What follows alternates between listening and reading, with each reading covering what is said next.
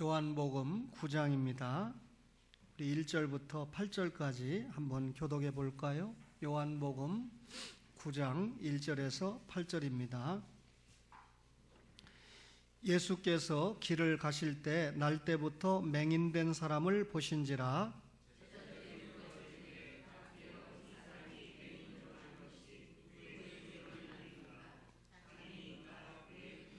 예수께서 대답하시되 이 사람이나 그 부모의 죄로 인한 것이 아니라 그에게서 하나님이 하시는 일을 나타내고자 하심이라.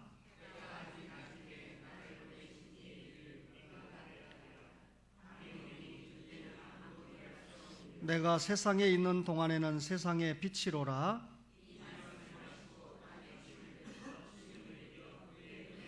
이르시되 실로암 못에 가서 씻으라 하시니 실로암은 번역하면 보냄을 받았다는 뜻이라.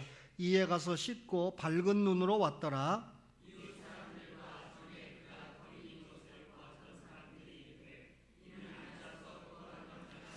어떤 사람은 그 사람이라 하며 어떤 사람은 아니라 그와 비슷하다 하거늘 자기 말은 내가 그라 하니. 대답하되 예수라 하는 그 사람이 진흙을 이겨 내 눈에 바르고 나더러 실로암에 가서 씻으라 하기에 가서 씻었더니 보게 되었노라. 그들이 이르되 그가 어디 있느냐 이르되 알지 못하노라 하니라. 아멘. 예수님께서 세상에 오셔서 자신이 세상의 빛이라고 선언을 하셨습니다. 예수님의 이 선언은 말로만 끝나지 않았죠. 날 때부터 앞을 보지 못하던 맹인이 예수님을 통해서 앞을 보게 되었습니다. 여러분, 예수님이 맹인을 보셨습니다. 오늘 보니까. 그리고 침을 뱉어서 진흙을 이겼습니다. 그리고 그것을 맹인의 눈에 발랐습니다. 그리고는 맹인에게 실로암 못에 가서 씻으라 라고 명령을 하셨지요. 실로암 못에 가서 씻으라, 무슨 말입니까? 맹인에게 주신 명령입니다. 오늘 요한복음 9장 1절에 보니까 예수께서 길을 가실 때 날 때부터 맹인된 사람을 보신지라 그랬습니다. 그 앞에 사건에 예수님과 유대인들이 어떤 대화가 있었냐면 예수님이 너희 조상 아브라함은 나의 때 볼 것을 즐거워하다가 보고 기뻐했다. 아브라함은 예수님보다 약 2000년 전의 사람인데, 그러니까 예수님의 조상인데 예수님이 아브라함이 나의 때 볼 것을 보고 즐거워했다. 아브라함의 후손으로 오시는 예수님을 보고 즐거워했다. 그렇게 말하니까 이 유대인들이 예수님에게 공격을 합니다. 네가 아직 50도 못 됐는데 어떻게 아브라함을 보았느냐. 그러니까 예수님은 아브라함이 있기 전부터 내가 있었다라고 대답을 했죠. 이 말을 들은 유대인들이 흥분을 해서 예수님을 치려고 했습니다. 이때 예수님께서 이 위기를 피해서 성전에서 나가셨는데, 성전에서 나가시니까 성전 앞에 이 맹인된 사람이 있었는데, 그 당시에 이게 맹인과 같은 어려운 사람들이 성전 앞에 왜 있었느냐면 구걸을 하기 위해서 있었습니다. 그 구걸하기 위해서 이 성전 앞에 있었던 사람들이 흔히 있었는데, 오늘 예수님이 만난 맹인은 그 가운데 한 사람이죠. 근데 사도 요한이 이 말씀을 기록하면서 굳이 이 맹인을 날 때부터 맹인된 사람이다, 아예 태어날 때부터 앞을 한 번도 보지 못한 사람이다, 그렇게 기록을 했습니다. 왜냐하면 이 맹인이 예수님을 통해서 치유를 받게 될 터인데 예수님의 치유의 능력이 얼마나 대단한 것인가를 요한이 밝혀주고 싶었던 것입니다. 여러분, 이 당시 맹인, 앞을 보지 못하는 사람이죠. 또 육체적인 장애를 가진 사람, 이런 사람들은 일을 할 수 있는 기회가 드물었기 때문에 가난하게 살았던 것은 당연합니다. 대단히 어려웠기 때문에 그만 저들이 구걸을 통해서 생계를 꾸려나갔는데, 이런 맹인과 같은 어려운 사람들이 어디에 가서 구걸을 해야 소득이 있을까요? 그래도 성전에 출입하는 사람들은 소위 이 신자들 아닙니까? 유대교 신자들이거나 기독교 신자들 아닙니까? 그러니까 이 신자들을 통해서 좀 도움을 받기 위해서 성전 앞에서 구걸을 하는데, 유대인들은 구걸을 할 때 남이 보는 것을 볼 때 도와주는 것을 좋아합니다. 아, 저 사람이 의인이구나. 그래서 예수님이 너희가 구제할 때 오른손이 하는 일을 왼손이 모르게 은밀하게 하라라고 말씀을 주셨던 것이죠. 그러니까 유대인들의 이런 심리를 이용해서 구걸을 하기 위해서, 좀 동전을 얻기 위해서 많은 어려운 사람들이 성전 근처에서 구걸을 했습니다. 여러분, 이 불행을 만난 사람들이 이런 유대인의 심리를 잘 이용했다 그 말이죠. 여러분, 우리가 이 세상을 살아가면서 종종 누가 불쌍한 사람인가 생각해 봅니다. 길을 가다 보면 요즘 우리가 장애를 입은 사람들을 많이 만나게 되지 않습니까? 그럼 장애를 입은 사람이 불쌍하다면 육신적으로 장애를 입지 않은 여러분과 저는 참 행복한 사람인가요? 오늘 이 맹인에 비하면 우리가 참 행복한 삶을 살고 있을까요? 만약에 그렇다고 그러면 맹인은 불행한 사람이고 우리는 눈을 떴으니까 행복한 사람이라고 그러면 날마다 이 눈을 뜨고 다니는 이 감격 때문에 감사가 넘쳐야 할 것 아니겠습니까? 근데 현실은 그렇지 못한 것 같아요. 지금 눈을 뜨고 있는 정상적인 사람들 가운데도 많은 사람이 그 가슴에 원망과 갈등과 대립과 아픔을 소유하고 있는데 왜 그렇습니까? 죄 때문에 찾아온 갈등들 아니겠습니까? 우리가 죄 때문에 가지고 있는 불행의 요소가 얼마나 많습니까? 그렇다고 그러면 단순하게 장애를 입었기 때문에 불행하고 장애를 입지 않았기 때문에 행복하다 이렇게 말하기는 어렵다는 것이죠. 어떤 사람이 건강합니다. 돈도 많이 가지고 있습니다. 보니까 권세도 있고 명예도 가지고 있습니다. 그렇다고 그것이 행복의 기준은 되지 못한다는 거죠. 지금까지 우리가 자살한 사람을 통계적으로 볼 때 맹인이거나 장애를 입은 장애인이 자살을 했다라고 하는 것보다 비장애인이 자살을 했다라고 하는 통계가 많습니다. 정상적인 건강을 가진 사람이 대부분 자살했다 그 말이죠.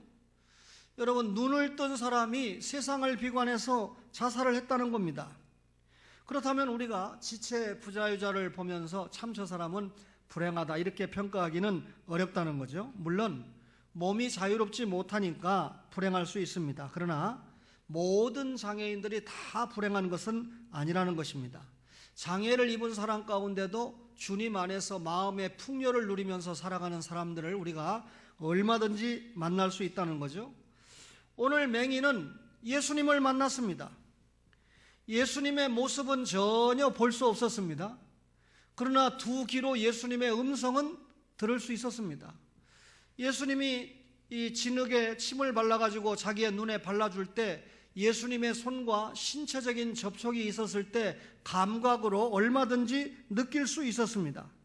거기다가 예수님이 실로암 못에 가서 씻으라라고 하는 명령을 주셨는데 이 맹인은 알고 있습니다. 예수님은 불가능을 가능으로 만드실 수 있는 하나님의 아들이라는 사실을 알았습니다. 따라서 이런 예수님의 처신과 예수님의 명령을 받았다는 것 자체가 얼마나 이 맹인에게 큰 행복이었습니까?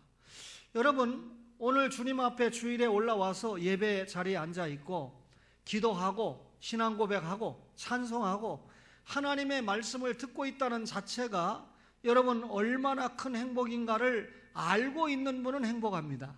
그러나 아직도 알지 못하는 분은 믿음이 약하거나 좀 불행하다고 생각하는 분들이겠죠. 여러분, 실로암 못에 가서 씻으라, 다른 사람에게 준 명령이 아니고 맹인에게 주신 명령입니다. 이 명령은 하나님의 계획을 보게 한 명령입니다.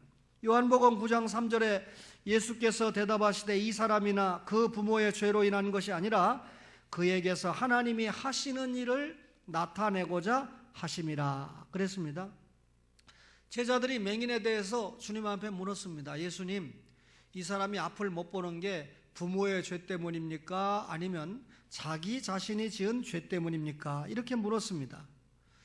유대인들은 통념상 사람들이 불행을 만나는 것, 그러니까 이 문둥병처럼 못쓸 질병에 걸린 것은 당사자의 죄나 부모의 죄 때문에 문둥병에 걸리거나 다른 질병에 걸린다, 이렇게 간주를 했습니다. 여러분, 한 개인에게 임하는 질병이나 고난 등이 부모의 죄 때문이라고 하는 사상은 구약 성경에 여러 곳에 나타납니다. 그러니까 부모가 지은 죄 때문에 자녀들이 고통을 받는다라고 하는 말씀이 구약 성경에 들어 있습니다. 뿐만 아니라 자신이 이 고통을 받는 것은 부모의 죄 때문이 아니고 자기 자신이 지은 개인적인 죄 때문이라고 하는 사실도 성경 곳곳에 나타납니다. 유대인들 가운데 선생이라고 했던 랍비들도 고난과 죽음은 범죄의 결과다, 한 개인이 죄를 지었기 때문에 자기에게 그런 고난이 찾아온다라고 하는 생각을 많이 했습니다. 그렇다면 오늘 주님이 유대인들에게 부모의 죄 때문이라든지 아니면 그 맹인이 지은 개인의 죄 때문이라든지 분명하게 답을 해주셔야 되는데 예수님의 대답은 상당히 의외였습니다. 이 사람의 죄도 아니고 부모의 죄 때문에 눈을 감은 것도 아니고 다만 하나님께서 이 맹인을 통해서 나타내고자 하시는 일이 있기 때문이다. 여러분, 그렇다면 부모 때문에 맹인이 됐거나 자기 자신의 죄 때문에 맹인이 됐다고 그러면 여러분, 이 사람이 맹인이 된 원인이 어디에 있습니까? 과거에 있습니다. 그런데 하나님이 하시고자 하는, 하나님이 나타내고자 하는 일을 나타내려고 하나님께서 맹인이 되게 했다 그러면 이 사람이 맹인이 된 원인이 과거에 있는 것이 아니고 어디에 있다는 겁니까? 미래에 있다는 것이죠. 여러분, 하나님의 일은 세상을 향한 하나님의 섭리입니다. 오늘 이 맹인을 통해서 나타내고자 하는 하나님의 일은 하나님의 구원 역사가 될 것을 말씀하죠. 여러분, 하나님의 일은 하나님의 영광과 직결이 됩니다. 하나님께서 예수님을 이 땅에 보내신 자체가 하나님께서 영광을 받기 위해서죠. 하나님은 하나님 나라를 세우는 것이 목적이지 않습니까? 그런데 아담과 하와가 이를 거부하는 바람에 예수 그리스도의 십자가 보혈을 통과하지 않고는 하나님 나라 일꾼으로 들어올 수가 없습니다. 따라서 예수님이 이 땅에 오셔서 십자가에 우리의 죄 때문에 대신 죽기 위해서 왔다는 말은 결국 하나님의 영광을 위해서 예수님께서 이 땅에 오신 겁니다. 예수님의 친구 나사로가 병들었습니다. 근데 예수님이 뭐라고 말씀합니까? 나사로가 병든 것이 하나님의 영광을 나타내기 위함이라고 요한복음 11장 4절에 그렇게 말씀하지 않습니까? 그렇다면 오늘 본문의 맹인도 그리고 나사로와 같은 사람도 병자도 하나님의 영광을 나타내기 위해서 존재한 인물이다 라고 하는 것을 우리가 알 수가 있습니다. 여기에서 우리가 한 가지 깨달음을 얻게 되는데 우리의 삶 속에는 많은 일들이 일어난다는 것이죠. 실패도 있고 성공도 있고 괴로운 일도 있고 즐겁고 기쁜 일도 있습니다. 그런데 사람들은 성공하고 잘 되고 이것만 좋아합니다. 성공하고 즐거운 일만 축복이고 불행한 일이 생기면 저주를 받았다고 생각을 합니다. 그런데 예수님을 믿는 여러분과 저는 알아야 됩니다. 성공만이 반드시 하나님의 뜻이고 하나님의 복이 아니라는 것이죠. 어떤 경우에는 실패도 하나님의 뜻일 수가 있습니다. 우리가 실패하는 것이 하나님의 뜻일 수가 있고 축복일 수 있다는 것입니다. 그 실패를 통해서 하나님이 어떤 결과를 주실지 아무도 모릅니다. 따라서 우리가 어려움을 당할 때 속단하지 말고 기다려보는 것이 신앙인의 자세고 그것이 신앙인의 지혜가 된다 그 말이죠. 주어진 현실만, 나타난 현실만 보고 좌절하고 넘어지면 여러분 그 현실의 어려움 이면에 있는 하나님의 뜻을 전혀 볼 수가 없게 됩니다. 성경에 요셉이 나오지 않습니까? 애굽의 총리가 되기 전에 어떤 일이 있었죠? 형님들에게 팔리는 기가 막힌 신세가 되었습니다. 그리고 한 여인을 통해서 음해를 받고 옥살이도 경험을 했습니다. 여러분 요셉이 생각할 때 내가 형님들에게 팔리고 이 여자에게 모함을 받아가지고 옥살이를 경험하는 것은 내가 세계 최고의 강국이었던 애굽의 총리가 되는 과정이다. 이걸 알았더라 그러면 기쁘게 팔려가고 기쁘게 옥살이를 했을 것입니다. 그러나 하나님의 섭리를 전혀 모르니까 팔려가는 것 자체가 폭폭했고 옥살이하는 것 자체가 대단히 두렵고 원통하고 낙담하고 실망할 수밖에 없었던 것입니다. 맹인은 날 때부터 예수님을 만난 지금까지 앞을 보지 못하고 살았습니다. 한마디로 말하면 불행한 삶을 살았죠. 그런데 주님께서 말씀하신 대로 이 맹인에게 하나님께서 나타내고자 하는 뜻이 있었다, 그 말입니다. 그게 뭡니까? 맹인이 눈을 뜨고 그 다음에 눈을 뜬 다음에 한 일이 뭐죠? 예수님을 증거하게 하는 일을 하나님께서 원하셨다, 그 말이죠. 여러분, 이 맹인이 예수님을 만나서 눈을 뜨고 남들이 갖지 못한 뜨거운 감격 속에서 예수님을 전했는데, 예수를 잡아 죽이고자 했던 수많은 종교 지도자 앞에서 담대하게 예수님께서 나를 치유해 주셨다, 예수님께서 나를 구원해 주셨다라고 담대하게 전할 수가 있었던 것입니다. 다시 말하면 예수님은 권능의 예수님이다 라고 전했던 거죠. 자, 요한복음 9장 17절에 뭐라고 되어 있습니까? 이에 맹인되었던 자에게 다시 묻되 그 사람이 내 눈을 뜨게 하였으니 너는 그를 어떠한 사람이라 하느냐? 대답하되 선지자이니이다. 예수님은 하나님의 뜻을 이 땅에 가장 완벽하게 전한 선지자 아닙니까? 선지자라고 고백을 했습니다. 그리고 자기의 눈을 뜨게 했으니까 구약의 모세나 엘리야처럼 하나님의 능력을 부여받아서 이적을 행했던 그런 왕이었다고 고백을 하고 있습니다. 말하자면 자신을 고쳐준 예수님이 구약에 예언했던 메시아, 왕이고 선지자고 제사장이라고 전했던 것입니다. 여러분, 예수님은 맹인의 치유를 통해서 예수님의 복음을 전하기 원하셨던 겁니다. 오늘 여러분과 저는 본질적으로 영적인 치유를 받은 사람 아닙니까? 예수님의 십자가 보혈을 믿고 구원받은 하나님의 자녀 아닙니까? 그러면 여러분과 저를 영적으로 치료를 왜 했습니까? 육신적으로 왜 건강하게 했습니까? 여러분, 우리의 입술을 통해서, 우리의 행위를 통해서 예수님은 나의 주님이요, 예수님은 나의 왕이요, 예수님은 나의 선지자요, 예수님은 나의 제사장이라고 하는 사실을 확실하게 전하게 하기 위해서, 그로 말미암아 하나님의 뜻을 나타내기 위해서 하나님께서 우리에게 이런 명령을 주셨다. 실로암 못에 가서 씻으라, 맹인에게 주신 명령이자 하나님의 뜻을 보게 한 명령을 단순하게 이 맹인 자체에게 주신 명령이라면 성경에 기록할 필요가 없습니다. 오늘 말씀을 전하고 받는 여러분과 저에게 동일하게 주시는 명령이 이 명령인 줄로 믿습니다. 그렇다면 이 말씀을 통해서 여러분과 저를 향한 하나님의 뜻이 계시다, 그 말입니다. 그 뜻이 무엇입니까? 하나님이 우리를 향한 뜻이 무엇입니까? 성경의 주인공이신 예수 그리스도를 전하고자 하는 것이 하나님의 뜻입니다. 언어로 전해야 되고 우리의 행위로 그분을 전해야 된다, 그 말이죠. 실로암 못에 가서 씻으라, 한번 따라해 봅시다. 실로암 못에 가서 씻으라.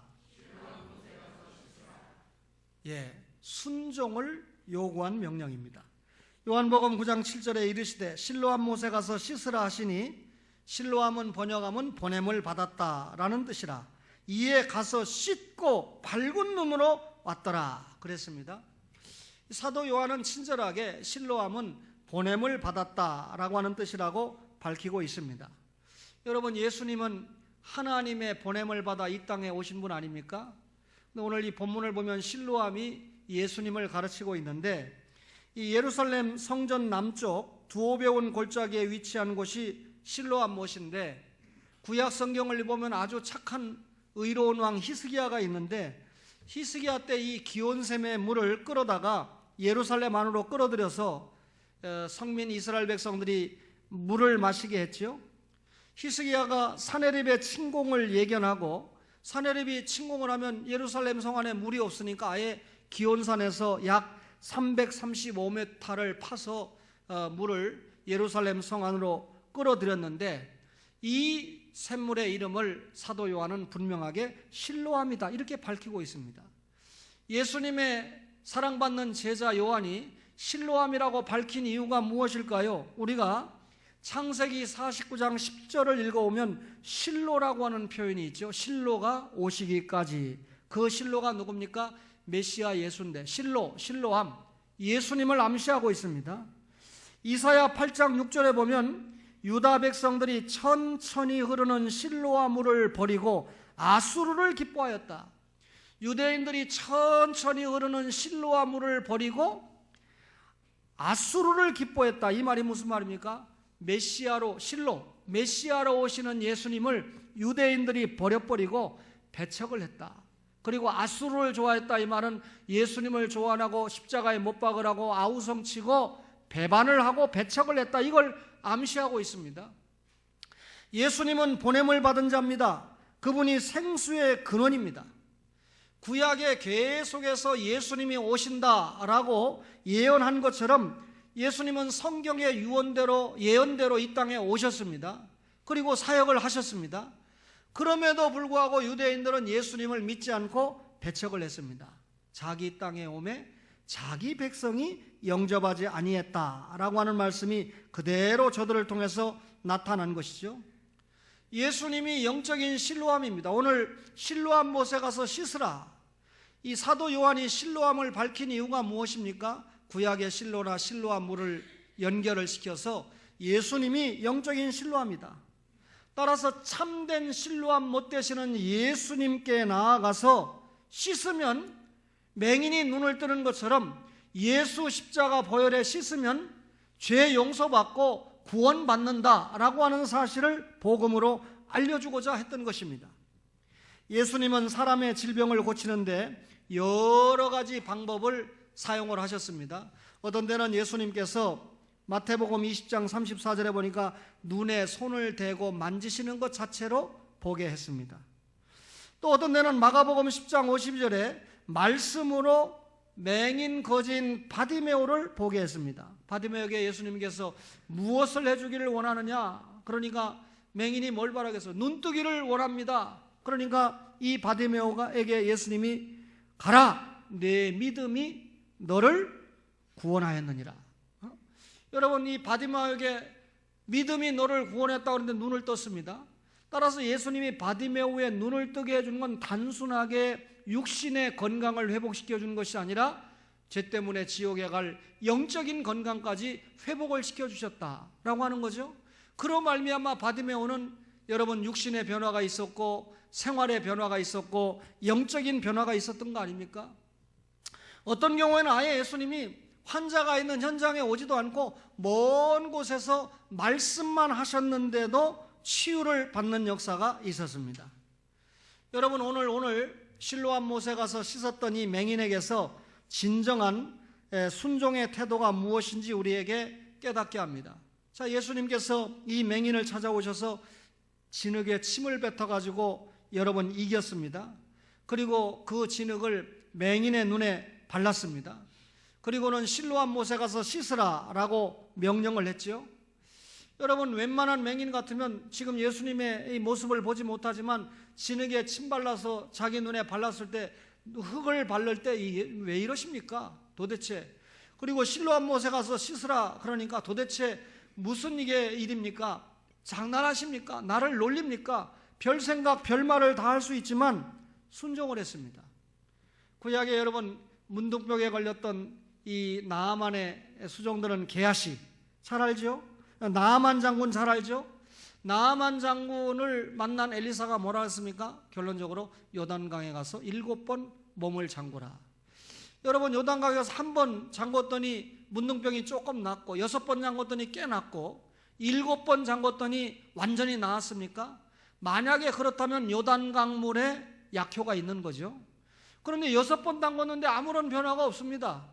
예수님의 말씀대로 7번 몸을 잠그니 휘어져서 문둥병이 깨끗하게 치유가 되지 않습니까?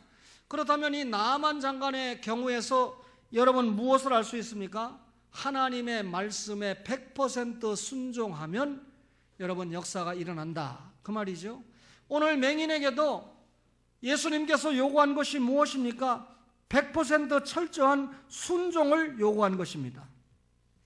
예수님이 다른 환자들을 치유하신 것과는 달리 이 본문의 맹인에게는 구체적인 처방을 하셨습니다. 그죠? 진흙을 바르고 침을 이기고 한 건 구체적인 처방 아닙니까? 그리고 실로암으로 보냈습니다. 실로암 못에 가서 씻으라 라고 하는 것은 제가 이미 여러분에게 말씀을 드린 것처럼 예수님 자신에게로 나아가라 라고 하는 말씀으로 여러분에게 비유 해석을 해 주었습니다. 여러분, 맹인이 실로암 못에 가서 육신의 치유를 받고 눈을 떴다. 실로암으로 대변되는 예수님의 십자가 보혈 앞에 와서 씻을 때 우리의 죄 용서받고 우리가 구원받고 하나님의 자녀가 된다고 하는 사실을 오늘 본문을 통해서 상징적으로 우리에게 보여주고 있는 것입니다. 여러분과 제가 깨달아야 되죠. 여러분, 맹인은 주님의 말씀이 떨어지자마자 아주 순종하는 마음으로 실로암 못으로 달려갔습니다.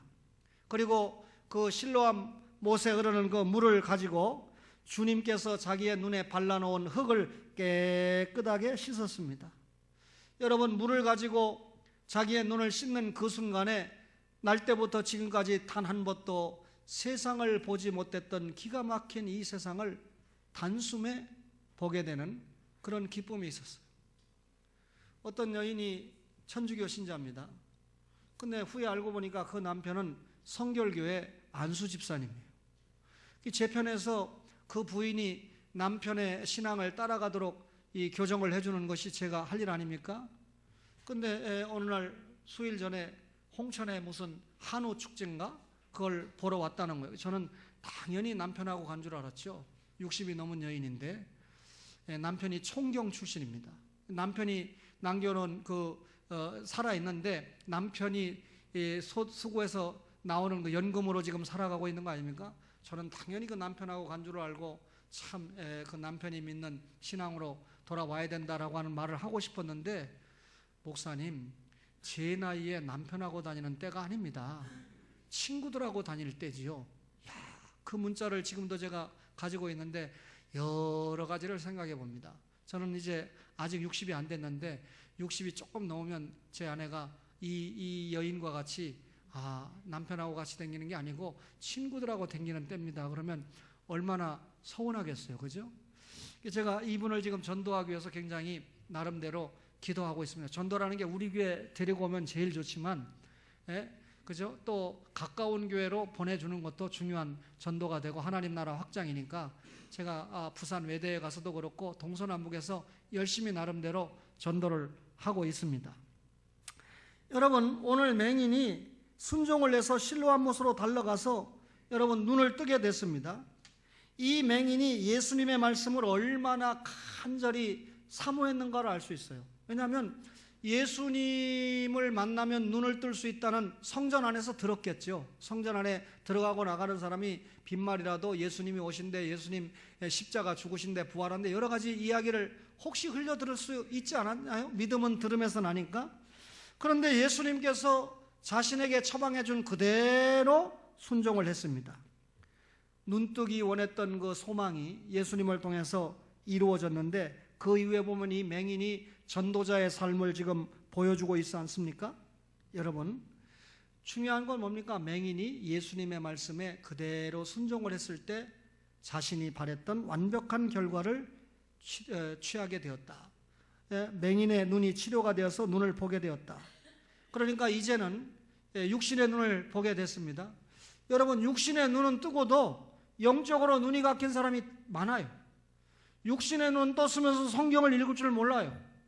육신의 눈은 떴는데 하나님 나라 일을 잘 모릅니다. 그런데 이 본문의 맹인은 육신의 눈을 뜬 것에서 끝나지 않고 영적인 눈까지 떠가지고 여러분 예수님을 증거하는 사람이 되지 않았습니까? 순종은 주님의 뜻이라고 하면 따르는 것이 순종입니다. 예수 믿는 구원받은 신자라고 하면서 적지 않은 사람들이 주님의 뜻에 순종하지 않고 여전히 하나님의 자녀라고 말을 하면서도 내 생각, 내 이성, 내 주장, 이걸 많이 내세우는 경우가 많습니다. 내 이치로 따져봐서 이해가 되면 믿고 순종하고, 내 이치로 따져봐서 이해가 안 되면 순종하지 못하겠다, 그런 자세겠죠. 사람들은 신앙생활하면서 자기 의견을 절대시하는 경우가 있습니다. 저도 목사로서 자신의 주관을 가지고 있는데, 이번에 우리 교회가 속한 노예가 그동안은 경기도 부천, 시흥, 김포를 포함한 인천 포함한 경인 노예였는데, 경기도 경자하고 인천 인자겠죠. 근데 이번에는 이제 인천만 모여서 인천 노예로 단독 노예가 구성이 됐습니다. 인천 노예 가보니까 64명의 현역 담임 목사님 가운데 64명의 담임 목사님 가운데 제가 안수순이 5번째더라고요. 원래는 안수순이 9번째로 제가 알고 있었는데 세 분이 이번 노예에서 제 뒤로 밀려났어요. 왜냐하면 고신 안수는 저보다 한 1년 먼저 받았는데 다른 교단에서 안수받고 편목을 했기 때문에 저보다 고신 교단에서는 후배가 된다 해서 법에 의해서 뒤로 밀려나니까 제가 5등이 돼버렸어요. 이 5등이 됐다라는 게 굉장히 뭐 좋다, 중요하다 이 말을 하고 싶은 게 아니라 얼마나 저에게 책임감이 밀려오는지. 제 앞에 선배는 4분밖에 없다는 뜻 아닙니까? 그러니까 이 선배 그룹에 들어가니까 후배 그룹도 아니고 중도 그룹도 아니고 선배 그룹에 들어가니까 이 노예를 이끌어가는데 중요한 사표의 역할을 해야 되니까 참 마음이 무거웠습니다. 아니나 다를까 제가 요나처럼 니누에로 가지 않고 다시스로 도망을 댕기는데도 저를 붙잡아다가 새로 만들어진 우리 시찰장을 저에게 시찰장을 시키고, 그 다음에 또 조금 있다가 보니까 노예가 창립됐는데 재정이 어려울 수밖에 없어요. 미자립 교회가 절반이니까요. 그런데 초대 재정부장을 시켜놨습니다. 저에게 얼마나 큰 십자가인지요. 재정부 각 상비부가 운영비를 청구합니다. 근데 재정부는 힘이 있잖아요. 우리가 재정부니까 재정을 좌지우지하니까 재정부가 좀 많이 청구합시다. 제가 재정부는 최소한으로 50만 원만 청구하세요. 재정부 자주 모여야 됩니다. 밥도 먹어야 되고 커피도 마셔야 됩니다. 최소로 하세요. 눈이 희둥그레지죠. 제가 재정부장입니다. 우리가 많이 청구하면 선교부, 구제부, 사회농촌부, 별 부서에서 다 많이 달라고 하는 건 번데기 뻔짠데, 우리가 힘을 가지고 있는 돈을 움직이는 재정부가 가장 적게 청구를 해야 다른 부서 것도 깎을 수도 있고 우리가 힘을 발휘할 수 있다. 그래서 50만 원만 청구하기로 했죠. 여러분은 제 글을 잘 안 읽어주지만 오늘 올라간 글을 어느 분이 아침에 일찍 읽었어요. 제가 실수했어요. 여기 보세요. 노예에서 하나님 나라를 위한 시체로서 중요한 직책을 맡아 충성할 수 있는 은혜를 받은 목사님께 축하드립니다. 한 독자가 보낸 거예요. 혹시 이런 말하기가 어려우나 목사님을 위하여 감투란 용어를 교회 직분에 사용하는 것은 삼가해야 될 것 같습니다. 국어사전에도 감투란 직위 직책을 속되게 표현하는 말이라 하였습니다. 한국교회 지도자들이 아름다운 희생과 섬김의 직위를, 즉 총회장, 노회장 등을 감투로 생각하여 많은 폐단을 낳았습니다. 많은 팔로워를 가진 신 박사님의 용어 하나도 읽는 자의 생각과 태도를 결정할 수 있다고 생각합니다. 나는 신 박사님의 겸손과 섬김이 빛을 발하는 마음으로 이렇게 말씀드립니다. 너그럽게 양지해 주시길 바랍니다. 주일 아침 죄송한 마음으로. 이래서 제가 감사합니다. 별 생각 없이 사용했네요. 요나처럼 도망했으나 직분은이라고 홈피에 수정했습니다. 그래 제가 시찰장과 이 재정부장이라는 감투를 썼다. 이 말을 시찰장과 재정부장이라는 직분을 받았다라고 수정을 했다. 그러니까 그 다음에 뭐라고 했냐면 역시 우리 신 목사님은 큰 그릇입니다. 이렇게 썼더라고요. 무서워요. 전국적으로 요즘은 이런 것들을 읽어주고 또 자기 의견을 바라기도 하고 꾸짖기도 하니까 제가 감투라고 하는 것이 무슨 제가 명예를 생각해서 쓴 게 아닌데 이분의 말을 들으니까 당장 이해가 돼서 당장 직분이라고 바꿨어요. 여러분, 감투는 일 안 해도 돼요. 직분을 해야 되죠. 제가 가장 싫어하는 거 우리 장로님들이 아시잖아요. 감투는 가지고 있으면서 일 안 하는 거. 시찰장이면 시찰장 일을 해야 돼요. 재정부장을 맡았으면 노예 재정이 돌아갈 수 있도록 그 일을 감당해야 됩니다. 재정부장이니까 초원교회 할당되는 상해비를 얼마든지 내가 죽는 소리 해가면서 깎아내릴 수 있는 그런 위치에 있습니다. 그러나 오히려 초원교회 상해비는 올려놓고 그래야 다른 교회도 내가 말을 할 수 있겠죠. 여러분, 시찰을 모여놓으니까 고신교단과 고려교단 목사님들이 삼박자가 만나다 보니까 목사 이름은 불러놓고 얼굴을 몰라요. 잘 몰라요.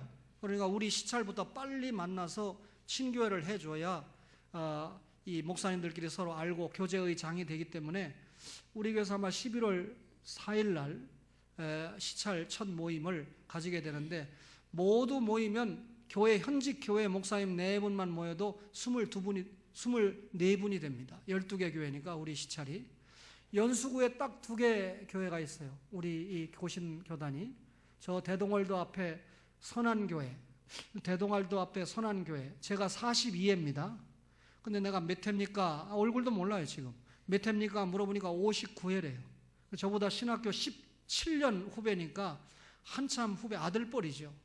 제 마음에 고생 좀 하겠구나. 거기서 개척을 해가지고 특별한 경우 아니면 참 고생할 텐데 용서하세요 장로님들. 내년쯤 되면 12월쯤 되면 12월 다 됐네요.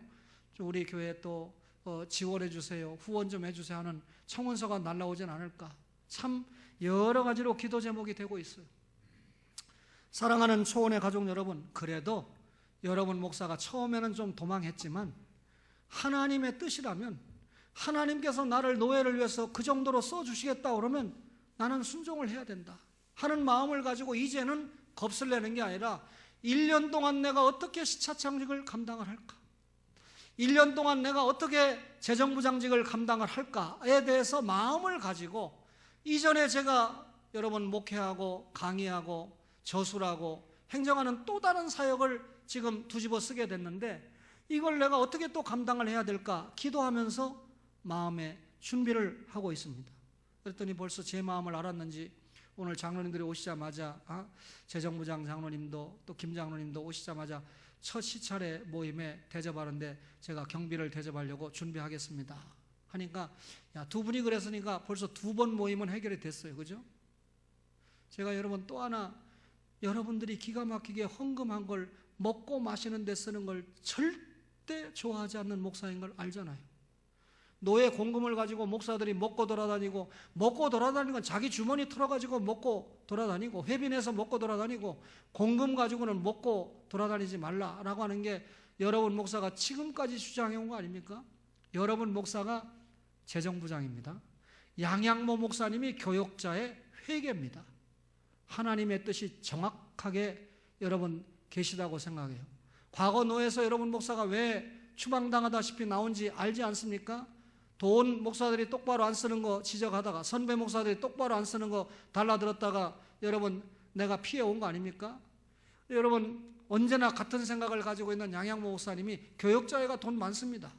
교역자회가 돈 많은데 이 교역자의 공금을 관리하는 회계가 됐으니까 참 감사하다. 노예돈은 제가 감독하니까 여러분이 믿어주시면 되고요. 사랑하는 초원의 가족 여러분, 순종하면 됩니다. 아멘. 왜 김명자 A는 아멘을 하는데 B는 아멘이 없을까? 순종하면 하나님이 축복하실 줄로 믿습니다.